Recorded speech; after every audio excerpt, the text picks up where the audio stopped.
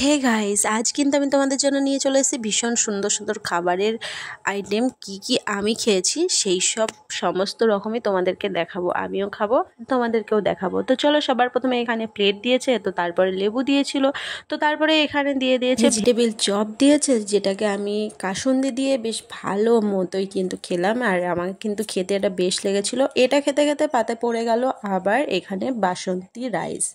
শুধু কি বাসন্তী রাইস আর vegetable chop পড়লে কি হবে? সঙ্গে দেখো কি কি আছে। এখানে রয়েছে শুক্তো, সব রকম সবজি মিক্সড করে শুক্তো করেছিল, খেতেও খুব সুন্দর হয়েছিল। তারপরে এখানে দিয়ে দিয়েছিল ভেজ ডাল, এটাও আমার লেবু দিয়ে মেখে খেতে বেশ ভালো লাগে। তারপরে দিয়েছিল পাবদা। আর এটা দেখে তোমরা কি ভাবছো? নিশ্চয়ই ভাবছো ভেটকির পাতুরি, কিন্তু না, এটা একদমই ভেটকির পাতুরি না, এটা ছিল ইলিশ মাছের পাতুরি। আমি কিন্তু ইলিশ মাছটা খেতে খুব বেশি পছন্দ করি না। আবার অনেকে এই কথা শুনে হয়তো ভাববে যে ইলিশ মাছ খেতে আবার কে ভালোবাসে না। হ্যাঁ, আমি অতটা ভালোবাসি না। তো তারপরে এখানে দিয়েছিল কাতলা কালিয়া, আর এখানে দিয়েছিল পোলাও।